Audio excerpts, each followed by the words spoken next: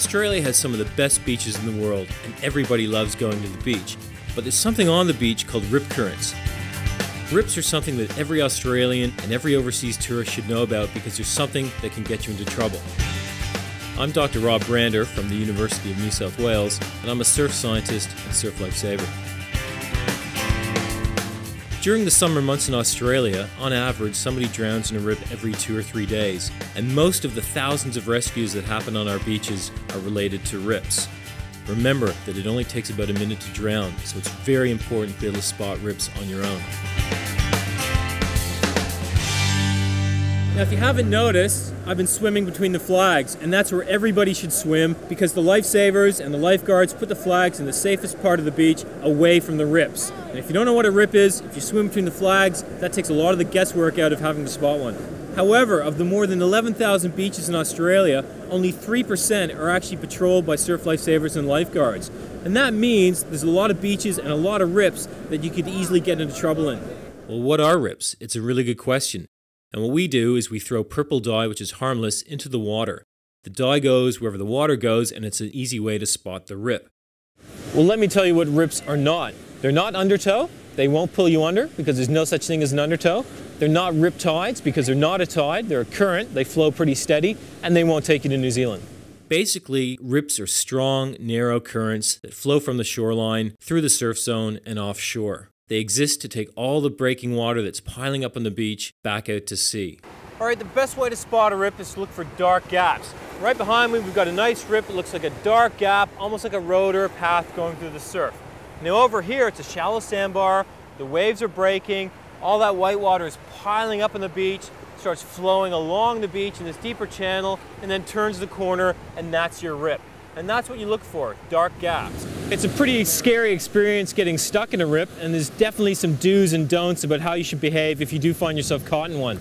The main thing is not to panic. Don't panic because the rip will not pull you under the water. All the rip will do will take you further out to sea and it'll sometimes bring you back. Remember that you've got air in your lungs, you float, you're very buoyant, so don't panic. The second thing to do is if you're not a particularly good swimmer, put your hand up, straight up like that, signals for the lifeguards and the lifesavers to come and get you. What you could also do if you're a good swimmer is you could look around.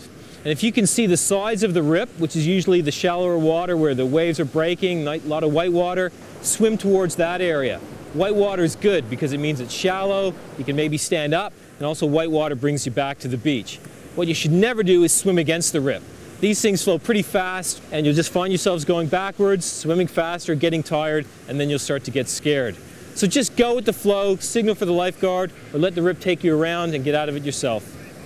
One of the reasons that rips are dangerous is that they flow faster than people can swim, and sometimes they can flow faster than even Olympic swimmers.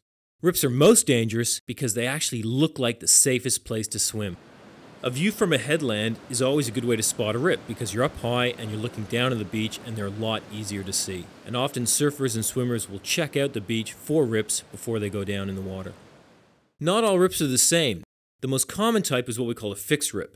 And fixed rips are stuck between sandbars and they might stay in the same place for days, weeks, and even months. Another type of rip is a flash rip.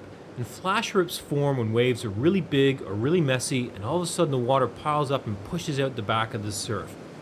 Well, we've just had an example of a flash rip where all of a sudden the rip is pulsed out. Where those surfers are, you can see the chopped up, messy white water that's just gone out and then it's just stopped. And that's one common thing about these flash rips is that they can suddenly occur anywhere where there's suddenly been a large group of waves breaking and it pushes the rip out and then it disappears. Finally, we get something called a permanent rip or a headland rip. And these are rips that are pushed against the headland and they're there almost all the time. So it's another good reason to always be careful when you're swimming close to headlands and rocks. If there's no lifeguards or flags on the beach, the simple rule is don't go in. If you do go in, make sure you're an experienced swimmer or surfer, make sure you're always with somebody, and make sure you know how to spot rips.